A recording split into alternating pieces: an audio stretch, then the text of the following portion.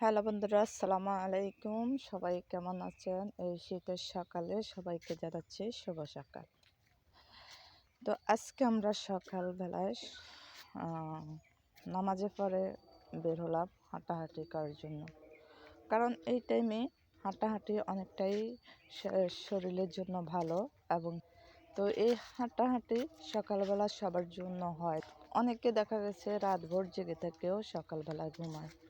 অনেকে আবার দেখা গেছে রাত জেগে থাকলেও সকালে উঠে নামাজ পড়ার জন্য এবং কি একটু হাঁটাহাঁটি করে।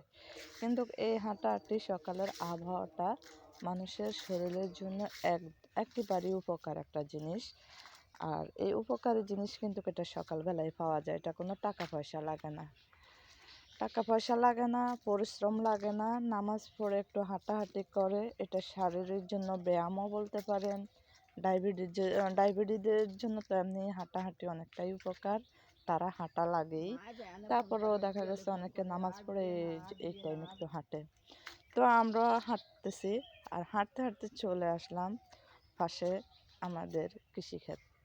সেখানে রয়েছে বিভিন্ন ফসল, সবজির বাগান, যেমন লাউ গাছ, কুমড়া গাছ, পালং শাক, মূলার শাক, লাল শাক, ধনিয়া পাতা। আসলে এগুলা আমাদের না, আমাদের বাড়ির এক বড় ভাইয়ার। তো যাই হোক, আমরা পাশাপাশি যদি এরকম শাক সবজির ক্ষেত থাকে, এখন গ্রাম অঞ্চল শাক সিজন, এই মৌসুমে এই ফসলগুলোই তৈরি হয়।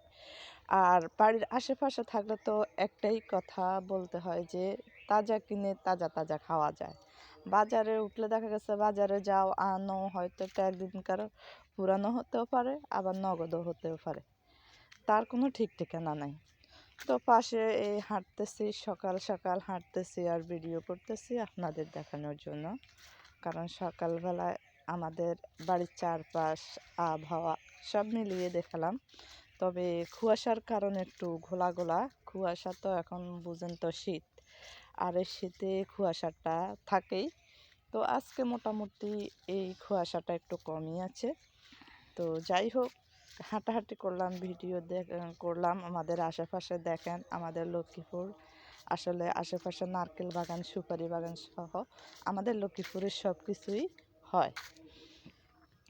আর গ্রামে একটা জিনিস চলাফেরা করতে ভালো লাগে, যে গাছের নতুন পাতা পুরনো পাতা পড়ে এখন নতুন পাতা গজাবে, এই আর কি। তো এই সকাল সকাল সবাই ভালো থাকবেন।